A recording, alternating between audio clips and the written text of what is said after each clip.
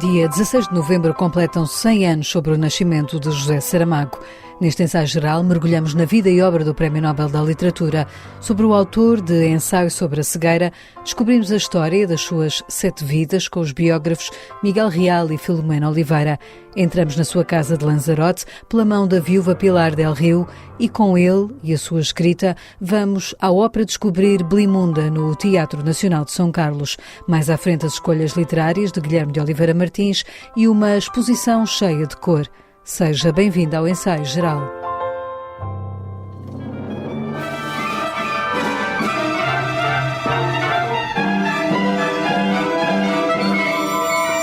É uma das personagens femininas mais emblemáticas da literatura de José Saramago. Blimunda, figura central do livro memorial do convento, dá nome ao espetáculo de ópera com que encerram as celebrações do centenário do nascimento de Saramago.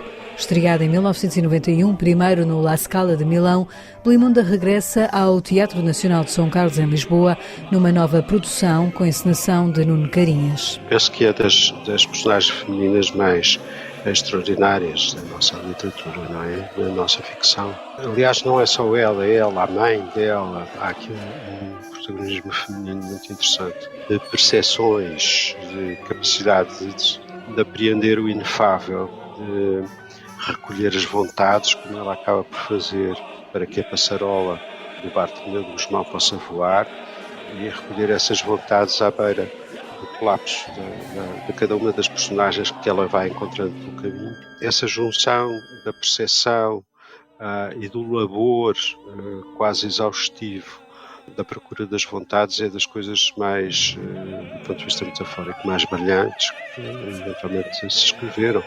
E daí, muito bem, chamar-se Blimunda. 30 anos depois de ter sido criada por Ásio Corgi, que com Saramago assina o libreto, Blimunda regressa no seu esplendor, numa ópera que se apresenta como uma poderosa reflexão sobre a condição humana. Desafiante para Nuno Carinhas foi resolver os vários quadros e planos que estão na escrita de Saramago e levá-los para o palco. O encenador resolveu com vários cenários, um deles criado em direto durante a récita. Temos uma ilha em pedra que é a Ilha do Scarlatti, que é um verdadeiro narrador desta ópera. Depois temos uma ilha central onde se passa a grande parte da ação mais relevante, e depois temos uma outra ilha, que é a Ilha do Octeto, que é uma das formações vocais que presidem a toda a peça. Depois temos o jazz, o João Alexandrino Aca Jazz, que desenha ao vivo os sonhos.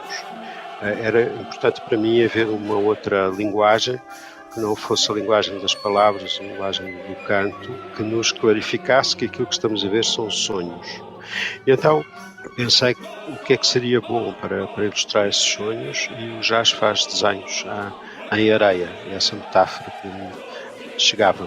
Portanto, são desenhos feitos em direto, ao vivo, durante as representações, em que ele vai ilustrando os sonhos das personagens. Nuno Carinhas assina a encenação e cenografia em conjunto com Ana Vaz. Em palco, um elenco essencialmente composto por cantores líricos portugueses, com o coro do Teatro Nacional de São Carlos, a Orquestra Sinfónica Portuguesa e a direção musical de José Eduardo Gomes. Blimunda conta nos principais papéis com Dora Rodrigues, Juliane Huber, Luís Rodrigues, Maria Luísa de Freitas ou Luís Madureira. Nuno Carinhas, que diz ser esta uma ópera que deveria constar do repertório, mostra-se honrada em encená-la. Tenho muita honra em fazê-lo. Aliás, eu tinha outro espetáculo marcado para estas datas e pedi se nós podíamos adiar essa estreia para que eu pudesse fazer isto, porque acho que, de alguma maneira, um desígnio cultural, artístico, de uma oportunidade única. Infelizmente, no nosso país, quando nós não temos comemorações, determinadas coisas não se fazem, nunca se chegam sequer a pensar nelas. E quando temos comemorações é quando se pensam nelas, quando se faz algum esforço financeiro para que as coisas aconteçam. E, portanto, isto acontecia agora e não noutra altura, e eu achei que sim, que tinha que ajudar esse desafio, tinha que concretizar este projeto. Mas tenho muita honra, acho fantástico que haja uma ópera a partir deste grande livro, e é que essa ópera esteja inativa há 30 anos.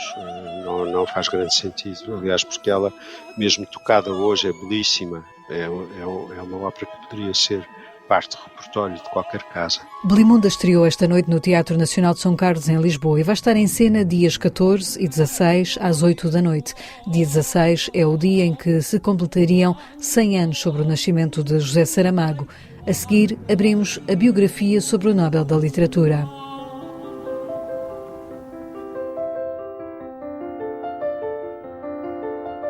Teve o seu primeiro livro aos 12 anos. Na juventude pediu um empréstimo de 300 escudos a um amigo para comprar livros.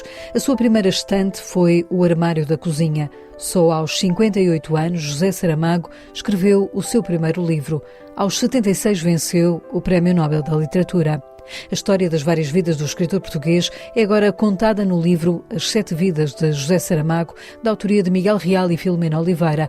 A biografia, editada pela Companhia das Letras, reúne mais do que dados sobre a vida do Nobel e começa com a sua infância marcada pela escassez, conta Miguel Real. Teve uma primeira vida que foi a vida de filho de um casal rural, filho e neto de um casal rural. Nasceu na Azinhaga, mas depois aos 2 anos vem para Lisboa. Os pais vivem em situação de alguma pobreza, em casas partilhadas. É importante dizer que o Saramago só teve um quarto para si aos 12 anos, dormiu sempre no quarto dos pais. Ele lembra-se nesta idade, com cerca de antes dos 6 anos, de acordar durante a noite e ver passar um carreiro de baratas por cima do seu corpo. Portanto, viviam ali na zona do Socorro, portanto, que era naquela altura era um bairro muito pobre de Lisboa, e o pai, com orgulho nos estudos do filho, põe-o no liceu, mas não tem dinheiro para suportar os 7 anos de estudo e transfere-o do Liceu Gil Vicente para a Escola Afonso Domingos, a tirar um curso que era de serralharia mecânica. A única habilitação académica que o Saramago tem é justamente a de ser serralheiro mecânico, o curso industrial da Escola Industrial Afonso Domingos. E vai trabalhar para o Hospital São José, na manutenção, e à noite vai estudar bastante, vai preencher as deficiências da sua formação na Biblioteca Municipal Galveias, que era a única biblioteca que estava aberta até às 11 da noite, a ler tudo o que era possível.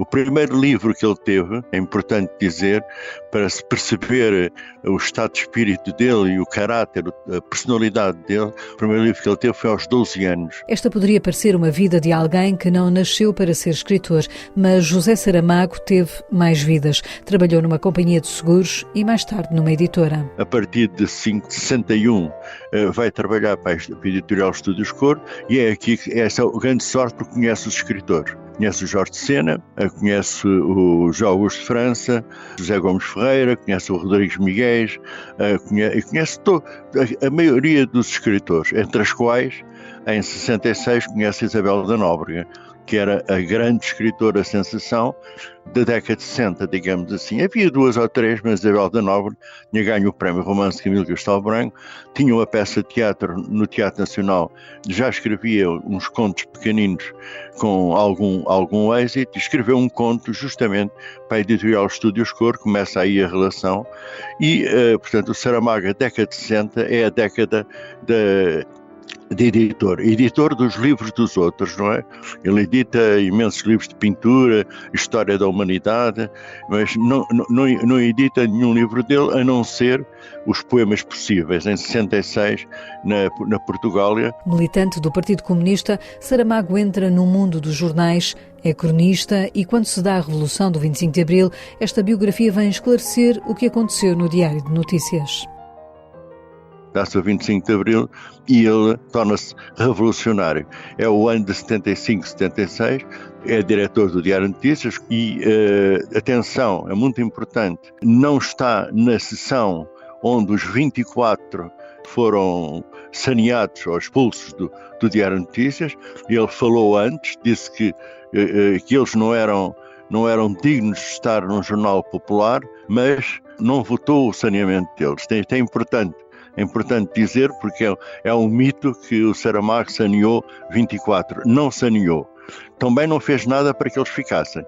portanto, digamos que ele não é nem Abel nem Caim, digamos assim, está numa situação intermédia. A quarta de 7 vidas de Saramago começa quando se torna escritor e lança O Levantado do Chão. Ele decide não ficar empregado por conta de outrem, digamos assim, não ter patrão, vai para o Alentejo, para uma cooperativa agrícola, onde ele tem pouco dinheiro, portanto não gasta dinheiro, come com eles, vive com eles, não paga a pensão, digamos assim, ou ao hotel, e portanto fica ali durante 3, 4 meses e recolhe todo o material que vai, mais tarde, 2 anos depois, vai exprimir no Levantado do Chão. Depois disto, muitos outros livros se seguiram. Memorial do Convento, O Ano da Morte de Ricardo Reis e outros, na vida de um autor que tem como marca a coerência, diz-nos a biógrafa Filomena Oliveira. Nunca troca a sua coerência, a sua honestidade e a sua luta constante contra as injustiças sociais. Portanto, isso nunca desaparece. Como ele próprio diz, se lhe fosse colocada a escolha entre o Nobel e a justiça social, ele escolheria a justiça social, abandonaria o Nobel. Portanto, ele não se deixa encadear por honrarias e é sempre coerente e cruza desta forma a literatura, como dizia, com a luta contra as injustiças sociais. Persegue-o toda a vida, como também é um comunista, até ao final, mesmo dizendo que já só é um comunista emocional ou de coração, mesmo não estando de acordo com a expressão política concreta nas sociedades que se dizem comunistas. E há universalidade na obra de Saramago, aponta Filomena Oliveira. Continua a ser emocionante sabermos que, muito para além dessa vida fechada, difícil, tortuosa, cheia de injustiças, cheia de dureza, que ele foi suplantando ao longo da sua vida, escreve livros, vários romances que são traduzidos e lidos em todas as partes do mundo. Isso é o mais importante, não é? Portanto, o Memorial do Convento é importante muito para além do Dom João V, do século XVIII, dos arquitetos, da criação do convento. É mais importante, para além disso, são as personagens, o Bartolomeu de Lourenço, a Belimundo ou Baltazar, que são lidos com interesse por pessoas que vivem no mundo árabe, que são chinesas, que são polacas, que são americanas, portanto não tem nada a ver, não lhes interessa nada a história de Portugal, mas interessa o romance. Porquê? Porque o romance contém e expressa uma realidade profundamente humana. E para sabermos mais sobre este estilo com que Saramago enriqueceu a literatura portuguesa, abrimos outro livro, também de certa forma biográfico sobre o autor.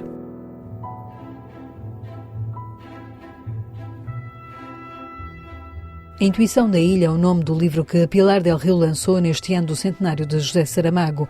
A viúva do autor narra os dias passados na ilha de Lanzarote, em Espanha, a que Saramago passou a chamar casa em 1992, depois de uma polémica em torno do livro O Evangelho segundo Jesus Cristo. Ao ensaio geral, Pilar del Rio explica que com este livro quer homenagear o autor e levar mais leitores para a obra de Saramago. Supongo que sempre queremos que haya nuevos lectores y mejores lectores. Cuando leemos un libro y nos gusta mucho, queremos partillarlo con otras personas.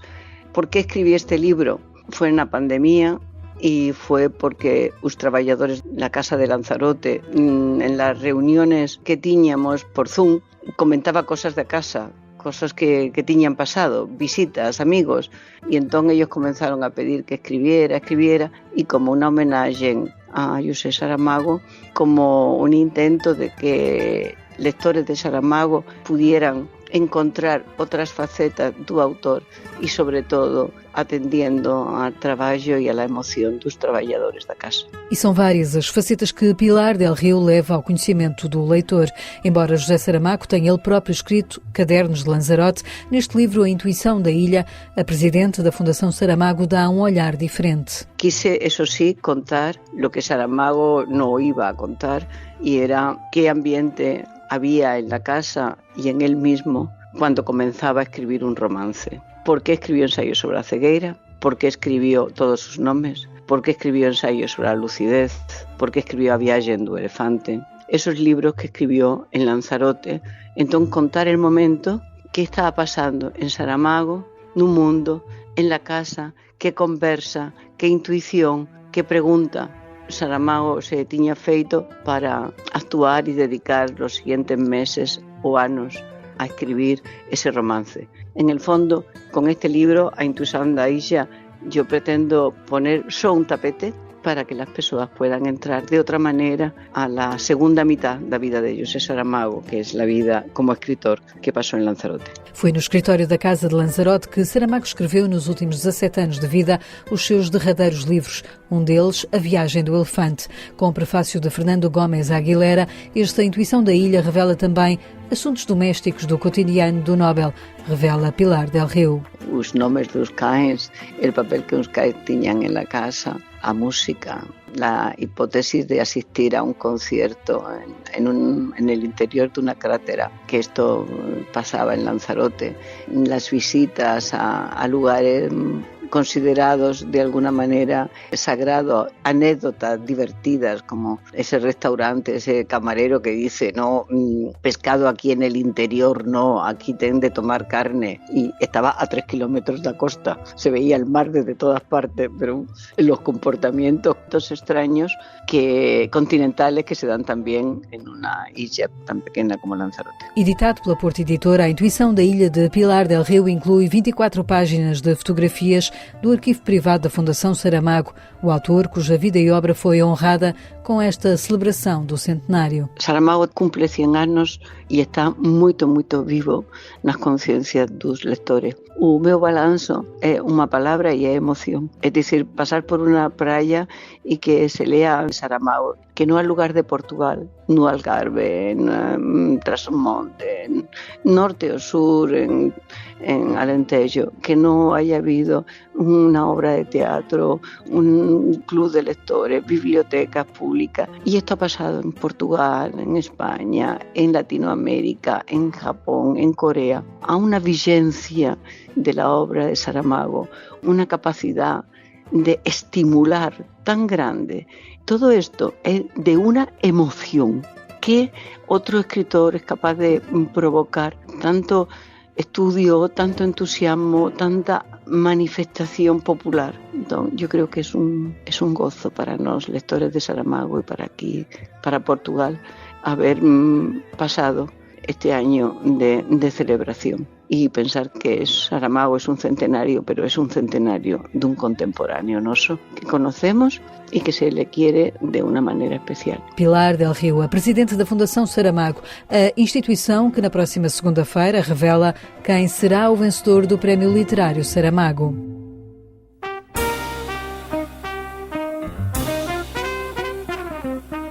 Uma artista, uma causa e um recorde mundial. Olga Sinclair é uma artista plástica que nasceu no Panamá e entrou para o livro do Guinness em 2014, quando, a propósito dos 100 anos do Canal do Panamá, juntou 5.084 crianças a pintar ao mesmo tempo durante 3 minutos. Filha do pintor Alfred Sinclair, a artista tem agora uma exposição em Lisboa, onde pode conhecer a sua arte. Cor e Esperança é uma mostra que pode visitar na Casa da América Latina. Hablo de la esperanza que tiene que tener el ser humano de tener una visualización del mundo actual. Falo da esperança que tem de ter o ser humano, tem de ter uma visão do mundo atual. Passámos uma pandemia, todos acreditámos que o mundo ia acabar, mas no final o mundo seguiu em frente. A esperança que temos de ter é ter uma atitude de luz e alegria, porque está comprovado que o confinamento da pandemia provocou muitos problemas psicológicos a muita gente jovem e é uma coisa triste de enfrentar. Há que procurar na vida o seu lado positivo. Até 9 de janeiro, com entrada livre, a exposição da pintora Olga Sinclair dá a conhecer as suas telas coloridas e ao mesmo tempo a sua ação cívica. A artista criou há 13 anos uma fundação com o seu nome que tenta promover o talento artístico das crianças. A fundação la creé hace 13 anos. Criei a Fundação há 13 anos como agradecimento à vida e às oportunidades que me deu. Antes do meu pai triunfar enquanto artista e pintor, veio de um lugar bastante humilde em termos económicos, muito simples, e isso levou-me a pensar em tantos jovens e crianças imersos na pobreza, na imigração, que não têm esperança em nada. E eu digo, se eu venho deste lugar, o meu pai triunfou e eu também triunfei e vivi da minha pintura. Quantos muitos serão os jovens com talento e ninguém os descobre. Hoje, qualquer pessoa com êxito, um pintor, um artista, um cidadão empresário, tem de ter um pouco de consciência social, que há muita gente com necessidade e que há que partilhar os nossos talentos. Um pouco de consciência social, de pensar que há muita gente com necessidades e há que compartilhar nossos talentos. Apostada em promover a integração sociocultural e racial através da arte, Olga Sinclair fala do poder transformador da cultura, referindo-se às ações que têm sido levadas a cabo por ativistas ambientais. O poder da arte é tão inconmensurável que ha hecho que estes jovens que agora estão... O poder da arte é tão incomensurável que fez com que estes jovens, que agora estão a atirar latas de tomate contra os Van Gogh, procurassem um ícone da humanidade poderoso para chamar a atenção. A arte em si é um património da humanidade. Toda a arte no mundo resultou numa sociedade mais equilibrada, onde o ser humano eleva os seus sentimentos ao ouvir música, o bel canto, a ópera, a literatura, a pintura, a escultura, a arquitetura. Essa é a coisa mais valiosa do ser humano. Mas se o agrides, como estão a fazer estes jovens destes movimentos sobre o petróleo, o que geras é repulsa.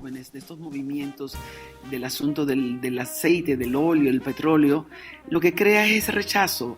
Porque eu penso que a arte, como dizia o cantor francês de origem arménia, Charles Aznavour, a função do artista na sociedade é ser o farmacêutico das almas. A arte salva as almas, tem o poder maior que é dado à humanidade. Tem um poder que eu creio que é o mais grande que ha dado à humanidade. A arte de Olga Sinclair pode ser descoberta na Casa da América Latina em Lisboa até 9 de janeiro com entrada gratuita.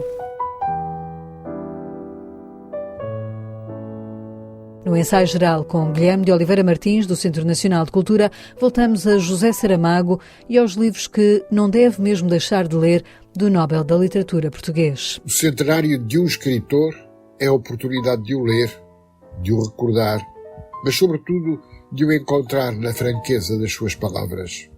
E vamos à estante e vem o embaraço da escolha. Em toda a noite, Blimunda não dormiu. Pusera-se a esperar que Baltazar regressasse ao cair do dia, como em outras ocasiões acontecera.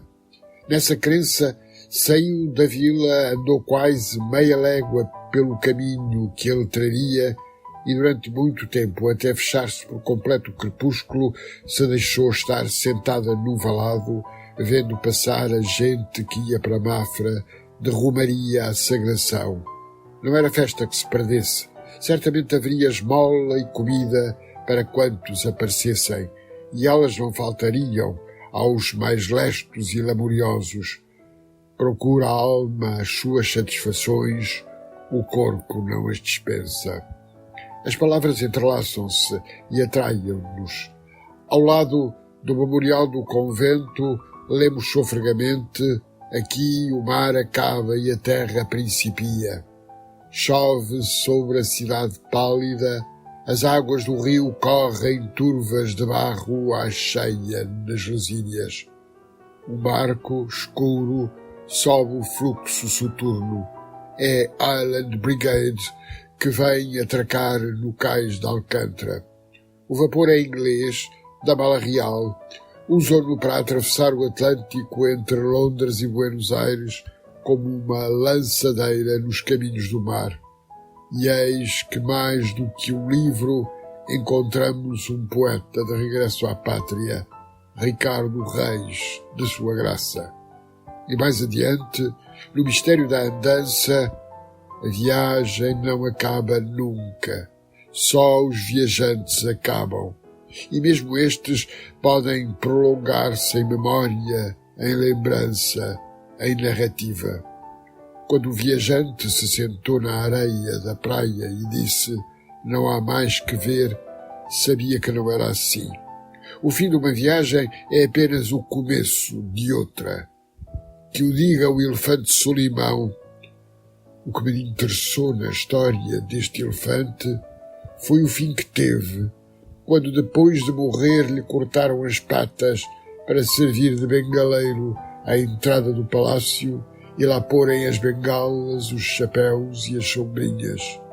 E leio: sempre chegamos ao sítio onde nos esperam. Obviamente tem a ver com a morte, mas também com o que acontece depois.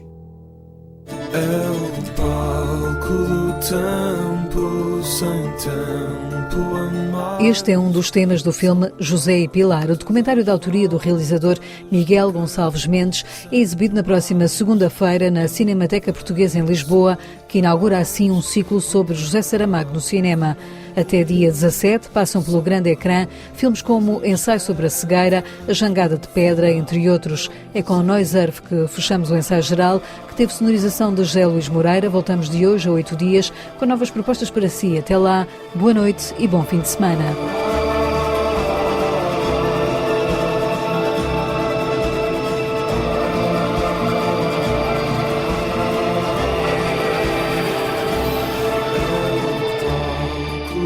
Tempo sobre o tempo a mais, são voltas à espera que não viva demais.